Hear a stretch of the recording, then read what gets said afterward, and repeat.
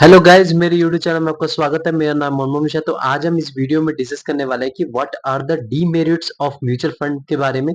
तो मैं यहाँ पे बेसिकली आपको डीमेरिट्स बताने वाला, मतलब इसका डिसएडवांटेज क्या है अगर आप म्यूचुअल फंड में इन्वेस्टमेंट करते हैं। तो मेरे चैनल को सब्सक्राइब जरूर कर दीजिएगा। मैं इस वीडियो लाता हूं, तो चलिए शुरू करते हैं।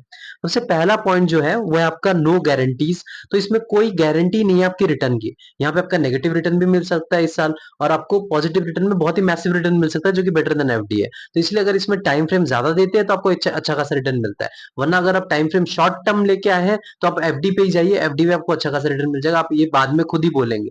लेकिन अगर आप लॉन्ग टर्म इन्वेस्टमेंट तौर पे सोच के आए हैं तो आप लॉन्ग टर्म के लिए रखेंगे तो आपको ठीक ठाक सा रिटर्न मिल जाएगा। लेकिन यहाँ पे कोई गारंटी रिटर्न नहीं होता।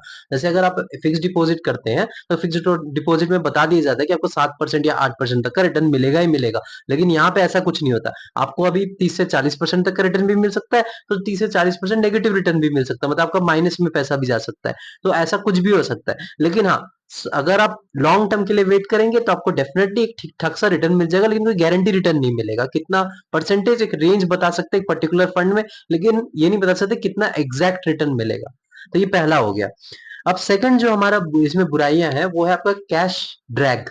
कैश ड्रैग मतलब मैं आपको बता रहा हूँ, म्यूचुअल फंड में भले ही लिक्विडिटी की इशू नहीं होती, लेकिन फिर भी आपको यहाँ पे कंसिडर कर सकते हैं लिक्विडिटी का इशू होता है। तभी आप देख पा रहे हैं कि कई सारे जो म्यूचुअल फंड है वो अपना कुछ हिस्सा कैश के फॉर्म में रखते हैं। क्योंकि अगर मान लीजिए अचानक से क्या होता है कि कई सारे लोग पैनिक सेलिंग में आ जाए, मतलब एक मार्केट में कुछ प्रॉब्लम आ गया कि ऐसे कई सारे पैनिक सेलिंग करने लग जाए, तो यहाँ पे क्या हो जाता है कि लिक्विडिटी इशू आ जाएगी। कि फंड मैनेजर है बौखला जाएंगे, बोले कि यार कैसे हमें इंस्टेंट सबको कैश दे, क्योंकि आपने तो इंस्टेंट बहुत सारे लोगों ने एक साथ सेल कर दिया। अब आपने मान लीजिए कभी मार्केट में ऐसा कुछ नहीं, आपने इंस्टेंट ऐसे ही सेल कर, आपको जरूरत है तो तब आपको कोई लिक्विडिटी इशू नहीं आएगा, कोई 1 या 2 दिन में पैसा आ जाएगा आपके बैंक में। लेकिन अगर आपका कोई मार्केट में ऐसा कोई प्रॉब्लम आया है, कोई ऐसे ऐसी बड़ी न्यूज आई है जिससे कि कई सारे पैनिक सेलिंग में आ गए हैं, तो कई सारे लोग एक साथ मतलब सेल कर रहे हैं, तो वहां पे क्या हो जाएगा, आपकी लिक्विडिटी इशू आ जाएगी। तो इसलिए यहाँ पे जो कैश की इशू आ सकती है।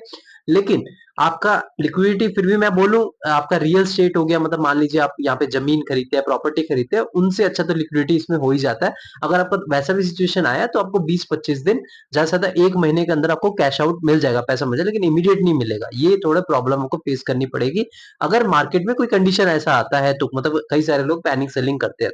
ये एक बड़ा इशू है सेकंड पॉइंट में। थर्ड पॉइंट हो गया हमारा हाई कॉस्ट। देखिए कुछ कुछ म्यूचुअल फंड है उसमें ट्रांजेक्शन फीस तो लगता ही है, आपको ये पता ही होगा, वो एक प्रॉब्लम है। दूसरा प्रॉब्लम आपका हो गया कि आपका एक्सपेंस रेशियो। जैसे आप तो दिमाग लगा के इन्वेस्टमेंट कर नहीं रहे हैं, फंड मैनेजर आपकी इन्वेस्टमेंट कर रहे हैं, तो उनको आपको कुछ फीस तो देनी पड़ती है। तो वो फीस जो होता है वो उसको ही एक्सपेंस रेशियो कहते हैं। तो आप देखते हैं कुछ कुछ फंड में आपको 1% है, 1.5% भी है, 1% थोड़ा बहुत नीचे भी। मैं आपको हर एक वीडियो में बताता हूँ 1% से नीचे हो तो ज्यादा अच्छा है। क्योंकि मैं आपको बता रहा हूँ, अगर आप शॉर्ट टर्म में अगर आप सेलिंग करते हैं, मतलब मान लीजिए आपने दिमाग में तो रखा है कि मैं 5-6 साल तक पैसा नहीं निकालूंगा, लेकिन फिर भी इन केस आपको जरूरत पड़ जाती है और आप सेलिंग करते हैं, तो आपको वहां पे एक्सपेंस रेशियो देना पड़ेगा। अगर मान लीजिए 1% तक है तो आपको प्रॉफिट अगर 5-6% हुआ है शॉर्ट टर्म में, तो आपने 1% तो उधर दे दिया, प्लस आपको एग्जिट लोड भी 1% तक लगता है। आपको पता होगा कि कोई म्यूचुअल फंड में अगर 1 साल पहले आपने सेल करा तो कोई 1% तक एग्जिट लोड, तो वहां पे भी आपका लग गया। फिर अगर कुछ टैक्स में प्रॉब्लम आए तो टैक्स में भी लग गया, तो आपको वहां पे जो प्रॉफिट है कुछ भी नहीं मिलेगा। आप बोलेंगे उससे तो यार एफडी था। तो ये चीजें आपको दिमाग में रखनी पड़ेगी। थोड़ा हाई कॉस्ट हो जाता है, ट्रांजेक्शन फीस लगेगी तो फिर और भी आपको पैसा लगेगा, तो वहां पे आपका लॉस में आ जाएंगे। तो ये चीज आपको कंसिडर करनी पड़ेगी। नंबर 4 पे आता है हमारा डाइवर्सिफिकेशन एंड डाइल्यूजन। तो ये एक बड़ी इशू है म्यूचुअल फंड में। अगर आप डाइवर्सिफिकेशन करते हैं तो ठीक है, लेकिन अगर आपको ज्यादा नॉलेज नहीं है तो आप ओवर डाइवर्सिफाई कर लेते हैं, पहला एक इशू। और दूसरा है कि ओवरलैपिंग कर देते हैं। ओवरलैपिंग क्या होता है कि मतलब मान लीजिए आपको 2 मिड कैप कैटेगरी का फंड पसंद आया। एग्जाम्पल देता हूँ, मान लीजिए आपको एक्सिस मिड कैप कैटेगरी का फंड आया, उसके बाद आपको कोई Motilal Oswal mid cap category का मतलब फंड जो है आपको पसंद आया। तो यहाँ पे क्या होता है कि मिड कैप कैटेगरी में टॉप जो एक 100 के बाद जो कंपनी है, मतलब 101 से लेकर 250 के बीच में जो कंपनी है, वो आप उसमें इन्वेस्टमेंट करते हैं। आप दोनों ही चूज कर लिए, तो वहां पे क्या होगा कि अगर मान लीजिए आपने, मैं एग्जांपल दे रहा हूँ, ये नहीं कि दोनों का मैंने आपको बता दिया कि दोनों का ओवरलैप हो रहा है। अगर मान लीजिए उन दोनों का पोर्टफोलियो 70% ओवरलैप हो रहा है, तो आपका तो प्रॉपर डाइवर्सिफिकेशन हुआ ही नहीं। क्योंकि आपका तो वहां पे दोनों के जो है, दोनों के जो पोर्टफोलियो में है, जो स्टॉक्स है दोनों में लगभग 70 से 80% तो सेम ही है। तो आपको क्या डाइवर्सिफाई हो पाया। तो यहाँ पे एक प्रॉब्लम फेस है। तो आपको ये चीजें नॉलेज जाननी जरूरी है। अगर आपने अच्छा खासा नॉलेज रख के इस प्रॉपर डाइवर्सिफाई करके इन्वेस्टमेंट किया तो तभी जाके आपका फायदा होता है। ये नहीं कि आपने ओवरलैप कर दिया, ओवर डाइवर्सिफिकेशन कर दिया। मतलब मैं ज्यादा रिकमेंड करता हूँ कि 5 से 6 म्यूचुअल फंड आप डाइवर्सिफाई कर सकते हो ज्यादा से ज्यादा। ये नहीं कि आपने 10 से 15 म्यूचुअल फंड में डाइवर्सिफाई कर दिया, तो ये ओवर डाइवर्सिफिकेशन में आप कंफ्यूजन में आ जाएंगे लास्ट में कि क्या हो रहा है क्या नहीं हो रहा है, क्या किस लिए किया, मतलब ये थोड़ा कंफ्यूजन में आ जाता है। तो चीजें आपको थोड़ा फेस करनी पड़ती है उसमें। तो ये आपका हो गया टोटल 4 पॉइंट जिसमें आपको प्रॉब्लम फेस करनी पड़ती है अगर आप म्यूचुअल फंड में डिसएडवांटेज रहता है। अब 5वां पॉइंट हो गया वो end of day trading only. तो आपको पता होगा स्टॉक्स में आपने कभी भी इसको परचेज कर लिया, कभी भी इसको सेल कर दिया, तो आपको ये कोई इशू ज्यादा नहीं फेस करना पड़ता है। लेकिन म्यूचुअल फंड में इसमें थोड़ी इशू फेस करना पड़ता है। जैसे एग्जांपल लीजिए, इसमें थोड़ा आजकल अभी इतना प्रॉपर मैनेजमेंट नहीं आया है। एग्जांपल ले लीजिए आप, जैसे अभी इलेक्शन डे था, जून 4 का टाइम था।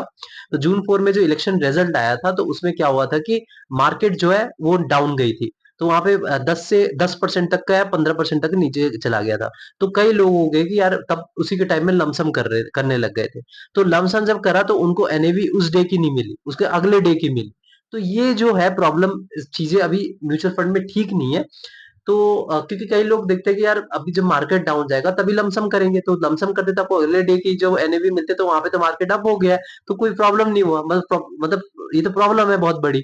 तो ये चीजें जो है अभी म्यूचुअल फंड में इश्यूज हैं कि आप अगर इस डे में परचेस करेंगे तो आपको एनएवी इसके मिलेगी। तो इसलिए मैं सजेस्ट करता हूँ कि आपको 12 बजे से पहले अगर आप परचेस करते हैं तो आपको एनएवी उसी डे की मिलती है, ज्यादा चांसेस रहते हैं। लेकिन फिर भी अभी इस पर्टिकुलर चीज में बहुत इश्यू है क्योंकि कई लोगों ने जब इलेक्शन आया था तो 9 बजे या 10 बजे ही परचेज कर लिया था, मतलब लमसम कर लिया था, तब भी उन्हें एनएवी नेक्स्ट डे की मिली। तो ये चीजें अभी थोड़ी बहुत मतलब प्रॉब्लम फेस करनी पड़ रही है। अब टैक्सेस की बात करें, लास्ट पॉइंट है वो टैक्सेस। टैक्सेस देखिए आपको टैक्स कंसिडर करना ही पड़ेगा।